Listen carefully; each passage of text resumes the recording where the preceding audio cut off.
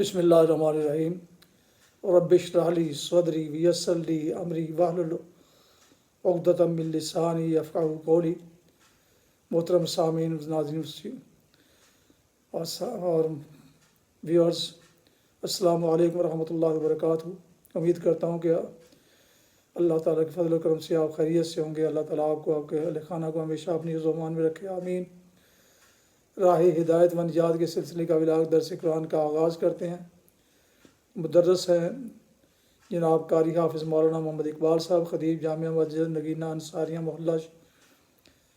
محلہ انصاریہ شیخوپورہ، اور یہ روحانی اور قرآنی ولاغ سلسلے کا ولاغ جو سراسر باعث خیر، باعث برکت اور باعث ثواب ہے، روزانہ کی بنیاد پر میں اپنے یوٹیوب چینل بشیر رشیدی سے پیش کرتا ہوں۔ اللہ تعالیٰ کی رضا کے لیے اللہ تعالیٰ میری یہ کاوش قبول فرمائے۔ آپ سے گزارش ہے کہ اگر آپ نے ابھی تک اس چینل کو سبسکرائب نہیں کیا تو ضرور سبسکرائب کیجیے، اور دوستوں سے شیئر کر کے، لائک کر کے بیل آئیکن کو بھی پریس کر دیجیے گا، تاکہ آنے والے ایسے روحانی اور قرآنی نوٹیفیکیشنز آپ تک اور دوستوں تک باقاعدہ اور بر وقت پہنچتے رہیں۔ شروع کرتے ہیں درس قرآن۔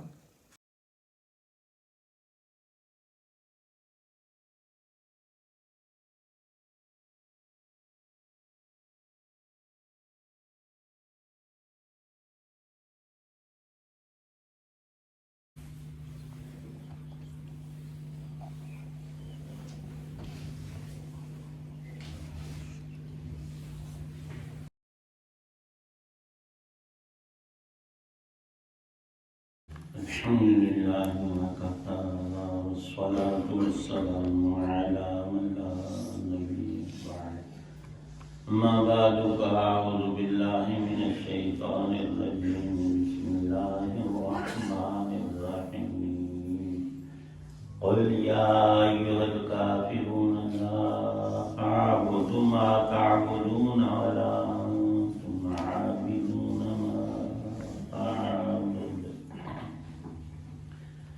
ولا أنا عابد ما عبدتم ولا أنتم عابدون ما أعبد لكم دينكم ولي دين بسم الله الرحمن الرحيم إذا جاء نصر الله والفتح ورأيت الناس يدخلون في دين الله أفواجا فسبح بحمد ربك واستغفره إنه كان توابا بسم الله الرحمن الرحيم تبت يدا أبي لهب وتب ما أغنى عنه ماله وما كسب سيصلى نارا ذات لهب وامرأته حمالة الحطب في جيبها حبل من مسد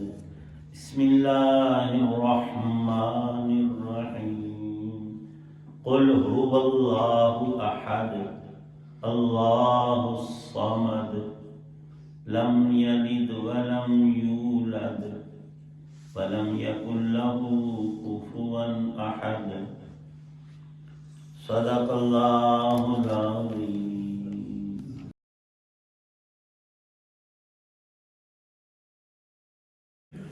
سورۃ الکافرون۔ شروع اللہ کے نام سے جو سب پر مہربان ہے، بہت مہربان ہے۔ تم کہہ دو کہ اے حق کا انکار کرنے والو، میں ان چیزوں کی عبادت نہیں کرتا جن کی تم عبادت کرتے ہو، اور تم اس کی عبادت نہیں کرتے جس کی میں عبادت کرتا ہوں، اور نہ میں آئندہ اس کی عبادت کرنے والا ہوں جس کی عبادت تم کرتے ہو، اور نہ تم اس کی عبادت کرنے والے ہو جس کی عبادت میں کرتا ہوں۔ تمہارے لیے تمہارا دین ہے اور میرے لیے میرا دین۔ سورۃ النصر۔ شروع اللہ کے نام سے جو سب پر مہربان ہے، بہت مہربان ہے۔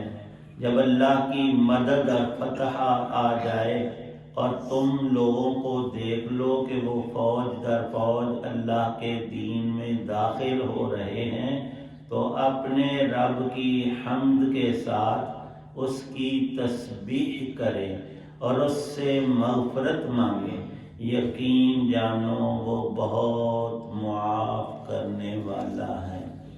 سورۃ اللہب۔ شروع اللہ کے نام سے جو سب پر مہربان ہے، بہت مہربان ہے۔ ہاتھ ابو لہب کے برباد ہوں، اور وہ خود برباد ہو چکا ہے۔ اس کی دولت اور اس نے جو کمائی کی تھی وہ اس کے کچھ کام نہیں آئی۔ وہ بھڑکتے شعلوں والی آگ میں داخل ہوگا، اور اس کی بیوی بھی لکڑیاں ڈھوتی ہوئی اپنی گردن میں مونج کی رسی لیے ہوئے۔ سورۃ الاخلاص۔ شروع اللہ کے نام سے جو سب پر مہربان ہے، بہت مہربان ہے۔ کہہ دو بات یہ ہے کہ اللہ ہر لحاظ سے ایک ہے۔ اللہ ہی ایسا ہے کہ سب اس کے محتاج ہیں، وہ کسی کا محتاج نہیں۔ نہ اس کی کوئی اولاد ہے اور نہ وہ کسی کی اولاد ہے، اور اس کے جوڑ کا کوئی بھی نہیں۔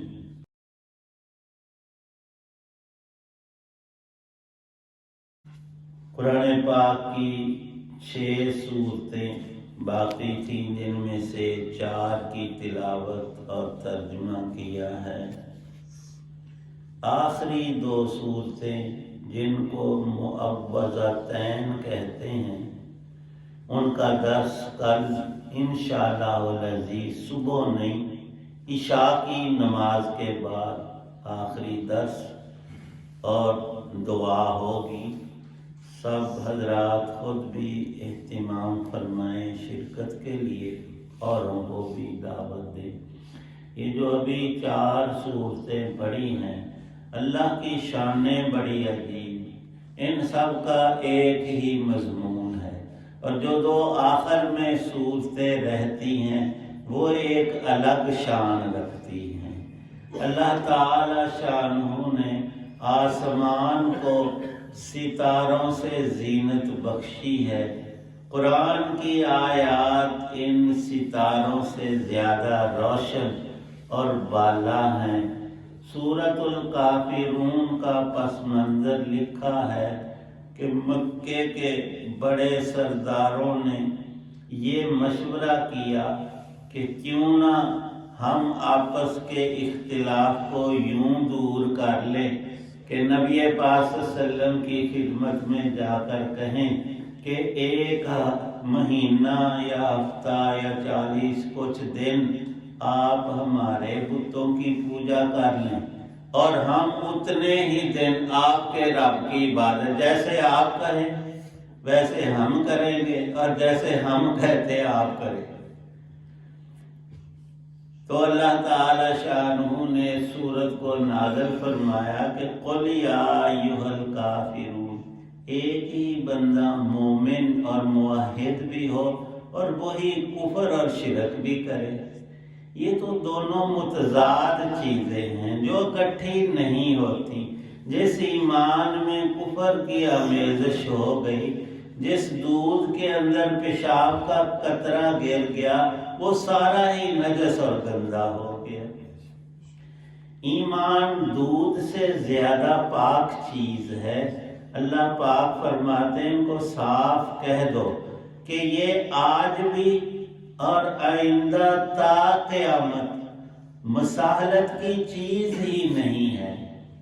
مسلمانوں نے مسجد میں نماز پڑھنی ہے، اللہ ہی کی عبادت کرنی ہے، اس میں کوئی بت اور کوئی دوسرا طریقہ کبھی بھی نہ رائج ہے، نہ ہو سکے گا۔ اور کوئی بھی مسلمان کسی بت خانے میں جا کر کہے کہ یہ ظاہری خدا ہیں، ارباب ہیں، رب تو سچا ایک ہی ہے، رب العالمین، اور تم نے ایک سے تمہارا گزارا نہیں، کئی بنائے ہوئے۔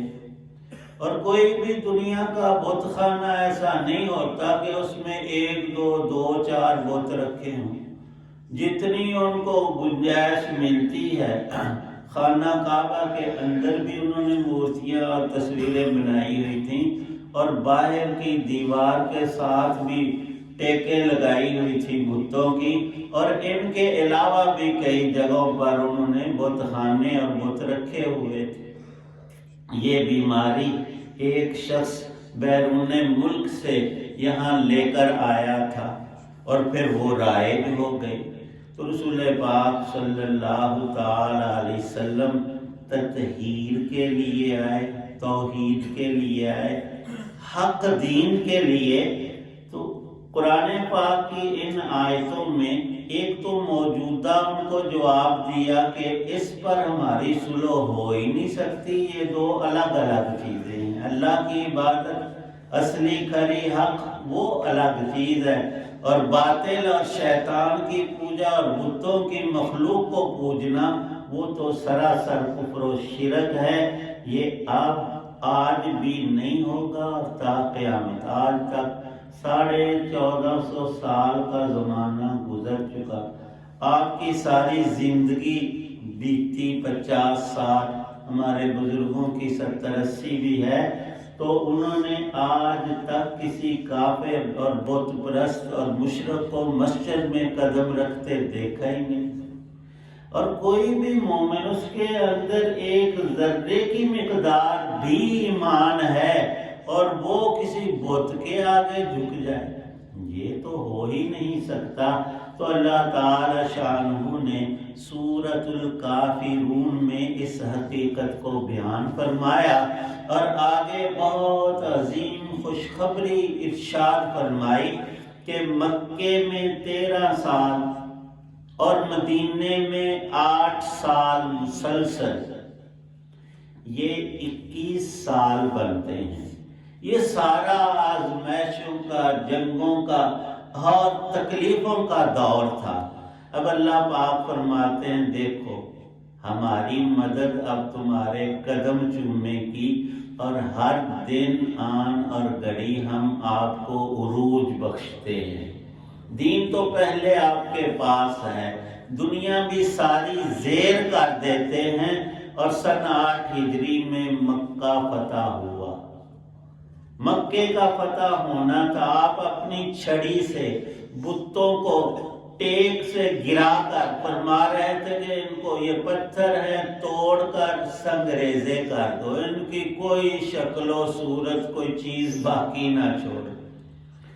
توڑ دیے گئے سارے، اللہ کا گھر پاک کیا، اور فرمایا کہ اب یہاں پر تا قیامت کسی بت کو نہیں پوجا جائے گا۔ اور آپ کی بعثت کا مقصد جزیرۃ العرب کو کفر و شرک سے پاک کرنا تھا، وہ اب کامل طور پر ہو کر رہے گا۔ اور وہ 2 سے 2.5 سالوں کے اندر سارا کچھ اللہ نے کر دیا۔ اور کبھی بھی آپ نے دعویٰ نہیں کیا کہ ہماری محنت اور کوشش، ہماری عقل اور علم نہیں، ہر جگہ پر اللہ کی طرف سب کام منسوب فرمائے۔ اللہ ہمارا مددگار ہوا، اللہ نے ہمیں فتح نصیب کی، اللہ نے ہمیں دنیا اور آخرت کی حکمرانیاں اور عزتیں عطا کی۔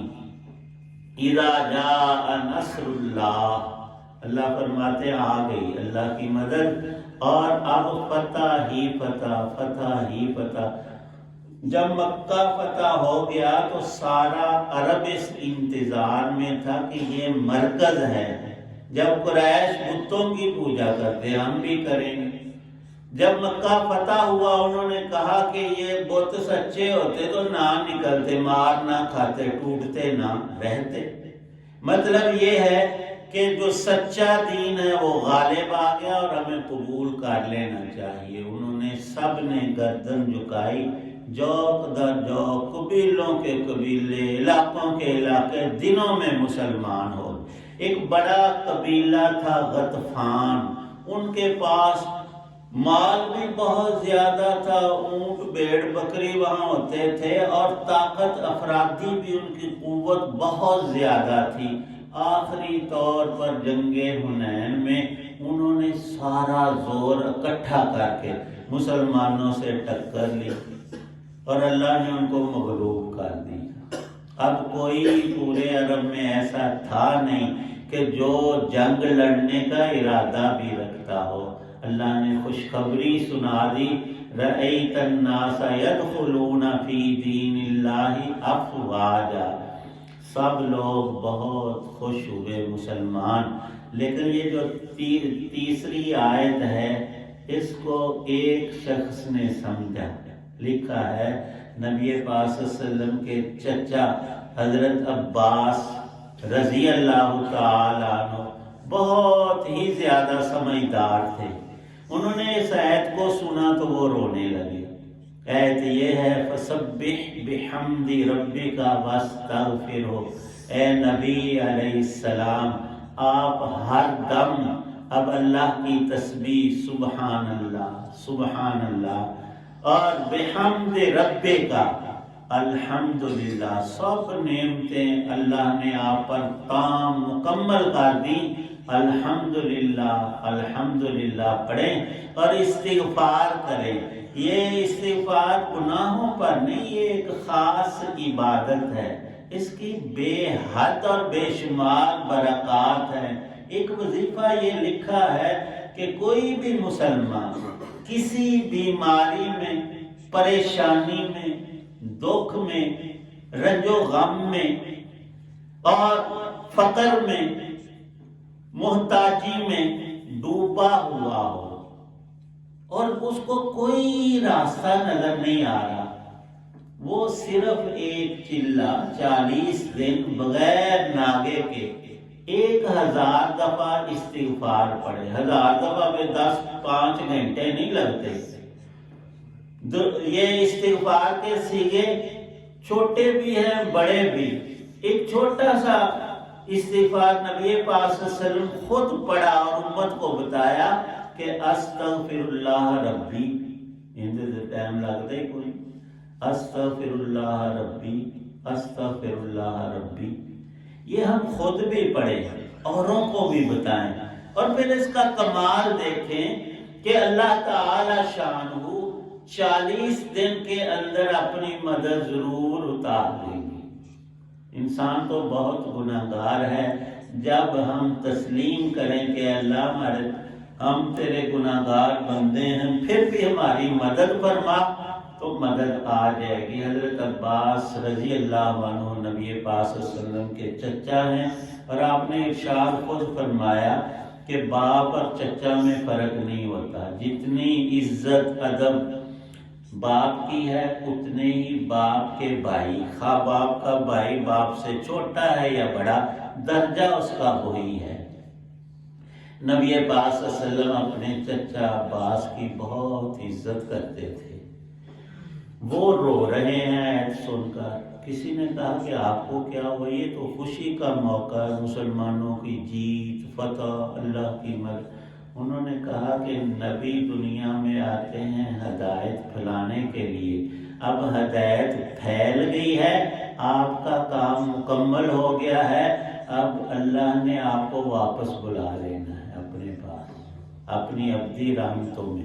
اور ایسا ہی ہوا کہ اب وقت تھوڑا تھا، اور اس آیت میں یہ اشارہ بھی ملتا ہے، اور آگے سورۃ لہب ہے۔ یہ تو ایک چچا ہوا، دوسرا چچا محروم القسمت، بدبختی کی انتہا پر، وہ بھی نبی پاک صلی اللہ علیہ وسلم کے باپ حضرت عبداللہ کا حقیقی بھائی ہے، ابو لہب اس کا نام ہے۔ لکھا ہے کہ اس کا گھر نبی پاک صلی اللہ علیہ وسلم کے گھر کے قریب تھا مکے میں، وہ پڑوسی بھی تھا اور ان سے بڑے اچھے تعلقات تھے۔ نبی پاک صلی اللہ علیہ وسلم کی 2 بیٹیاں جو بڑی تھیں ان کا رشتہ اس نے اپنے 2 بیٹوں کے لیے منگنی پکی کی ہوئی تھی۔ جب نبوت کا اعلان نبی پاک صلی اللہ علیہ وسلم نے کوہ صفا پہ کیا، سارے مکے والوں، اپنے خاندان اور مکے کے لوگوں کو دین حق کی دعوت دی، سب سے پہلا یہ بدبخت ہے جس نے گستاخی کی، نبی پاک صلی اللہ علیہ وسلم کی شان میں زبان درازی کی اور کہنے لگا نعوذ باللہ آپ کے ہاتھ ٹوٹے۔ آپ نے کوئی جواب نہیں دیا۔ اللہ نے قرآن میں آیتیں یہ صورت اتار دی، تبت یدا، نبی کے ہاتھ کوئی نہیں توڑ سکتا، وہ ہمیشہ سلامت، اور تیرے ہاتھ رب توڑے گا۔ اور اللہ نے پھر توڑے۔ جب جنگ بدر ہوئی تو اس کے ایک ہفتے بعد یہ طاعون کی بیماری کا شکار ہو گیا، اور تھا مالدار، بڑا پیسہ تھا اس کو، اور اس کی جو بیوی تھی اس کا نام ام جمیل، وہ بھی اس کے ساتھ، اتنے گستاخ اور موذی کہ اپنے دونوں بیٹوں کو اکسایا کہ جا کر نبی پاک صلی اللہ علیہ وسلم کے پاس جا کر ان کو جواب دے کر آؤ کہ تیری بیٹیاں ہم نے نہیں لیں گے، اور منگنی توڑ کر۔ ایسا بدبختہ کسی اور کے آیا خود نہیں کہا، اور لڑکوں کو اکسایا۔ اور ام جمیل جو تھی اس کی بیوی، وہ بھی بڑی ہی موذی تھی، جنگل میں جاتی اور کانٹے دار جھاڑیاں وہاں سے لے کر آتی، رات کے اندھیرے میں نبی پاک صلی اللہ علیہ وسلم کے دروازے اور راستے میں بکھیر دیتی کہ جب اٹھیں گے باہر نکلیں گے تو ان کو کانٹے چبھے۔ اللہ نے دونوں کا علاج کیا۔ یہ ابو لہب جو تھا، کئی لوگ بڑے پٹھے دماغ کے ہوتے، وہ کہتے ہیں سورہ لہب نہیں پڑھنی، اندر وچ نبی پاک صلی اللہ علیہ وسلم دے چاچے دی گستاخی ہوئی، وہ چاچا ہی کہنا ہے نبی کا، چلو الگ مسئلہ، لیکن بھتیجا ہونے کے ناطے اتنی ایذا دینے والا بد زبان، اللہ پاک نے اس کو ایسی بیماری میں مبتلا کیا، مر تو گیا، لیکن وہاں رواج تھا اس بیماری میں مرنے والے کو جو چھوئے گا نا، ٹچ کرے گا، وہ بھی اتھے ہی پیر جائے گا، انہوں بھی لگ جائے گا، جیسے ہمارے کورونے میں مشہور ہوا تھا۔ اب کیا ہوا، 2 دن گزر گئے اور بدبو اس کی لاش سے بے پناہ شروع ہو گئی، اور کیڑے چل رہے ہیں جسم میں۔ تو اس کے بیٹوں گھر والوں نے کچھ پیسے دے کر ڈبل ٹربل وہ دیہڑی، وہ کسی حبشی کو، اس نے رسی ڈال کر، وہ بھی بچ بچا کے انہیں پائی رسی، کھینچ کے لے گیا، گڑھا نکال کر وہاں۔ اور جو اس کی بیوی تھی، اللہ پاک نے بتایا ہے تو اس کے گلے میں مونج کی رسی ہوگی۔ وہ بدبخت ایسی عورت کہ وہ شرارت میں بڑھتی جا رہی، زیادہ ایک دن کانٹے اور جھاڑیاں اور لکڑیاں جن پہ کانٹے ہو، وہ جنگل سے رسی میں باندھ کر، رسی بھی مونج کی تھی، سر پر رکھ کر، تو اس کا ایک حصہ جو ہے نا وہ گلے کے ساتھ رکھا کہ پیچھے کو آگے کو گرے نہ، بیلنس رہے۔ اللہ پاک نے اس کا یہ بندوبست کیا کہ وہ بڑا گٹھ جو تھا وہ پیچھے گرا، اور گلے میں وہی رسی اس کی پھنس گئی اور پھندا بن گئی پھانسی کا، اور اس طرح یہ عورت مری۔ اللہ پاک فرماتے ہیں کہ فی جیدہا حبل من مسد، ابھی وہ زندہ ہے، کوئی عطا پتہ نہیں کہ اس نے کیسے مرنا ہے، اللہ نے پہلے بتایا اور اسی طرح وہ مری۔ اور مفسرین نے لکھا کہ قیامت میں بھی اسے یہ عذاب دیا جائے گا، فرشتے اس کے گلے میں وہی رسی جیسے کانٹے باندھ کر لاتی تھی، اس کے گلے پر وہ بل دے کر اور اس کو اس طرح ذلیل کر کے دوزخ میں ڈالیں گے۔ اب آخری سورت جو آج پڑھی گئی، 4 سورتیں، اللہ نے اپنی شان خود ذکر کی۔ ان کافروں نے کہا تھا کہ محمد صلی اللہ علیہ وسلم اپنے رب کی تعریف بیان کریں، اس کے ماں باپ، وہ کہاں رہتا ہے، اس کی شکل کیسی ہے، کام کیا ہے۔ اللہ نے 4 آیتوں میں وہ سارا کچھ بیان فرمایا، اپنی شانیں اور اپنی ذات۔ تو کل انشاءاللہ یہ اکیلی صورت، اس کے کچھ فضائل بھی ہیں اور مسائل بھی، وہ کل عرض کر لیں گے اسی ٹائم میں، ٹھیک ہے؟ پھر رات کو دوسرا سبق ہوتے ہیں انشاءاللہ۔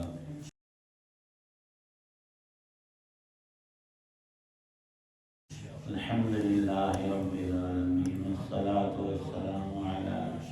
ربنا ظلمنا أنفسنا وإن لم تغفر لنا وترحمنا لنكونن من الخاسرين اللهم إنك عفو تحب العفو فاعف عنا یا اللہ پاک جتنے حضرات دعا میں موجود ہیں سب کی نیک دعاؤں کو قبول فرما، بیماروں کو شفا عطا کر، ہم سب کی پریشانیوں کو دور فرما، قرآن کا پورا نور نصیب فرما، رسول پاک صلی اللہ علیہ وسلم کے سنت نورانی طریقوں پر عمل کی توفیق عنایت فرما۔ یا اللہ پاک مظلوموں کو ظلم سے نجات عطا فرما، بے رزقوں کو رزق حلال نصیب فرما، مقروضوں کو قرض سے نجات عطا، دین دنیا کی آسانیاں راحتیں عزتیں عطا فرما، نعمتیں برکتیں نصیب فرما۔ تو کریم ذات ہے، ہم سب پہ اپنا کرم فرما، فضل فرما، مہربانیاں عطا فرما، حسن خاتمہ ہم میں سے ہر ایک کو اپنے وقت پر نصیب فرمانا۔ صلی اللہ تعالی علی خیر خلقہ محمد وعلی آلہ وصحابہ وآل بیتہ اجمعین آمین برحمتہ۔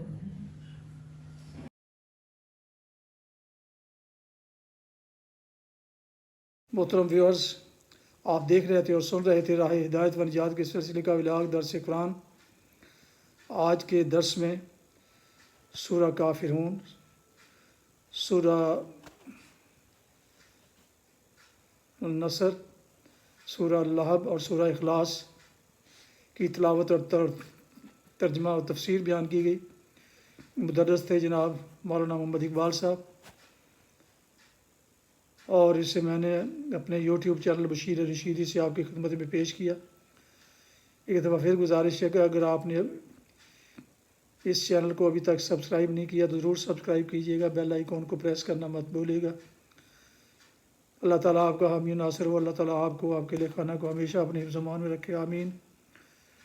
اپنا بہت خیال رکھیے گا، اپنی دعاؤں میں پاک وطن، والدین، آبا و اجداد، اعزاء کار اور دوستوں کے علاوہ اس ناچیز کو بھی ان میں شامل فرمائیں تو انتہائی شکر گزار ہوں گا۔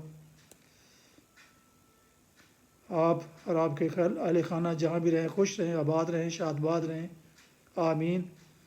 السلام علیکم ورحمۃ اللہ وبرکاتہ۔ پاکستان زندہ باد، اللہ حافظ۔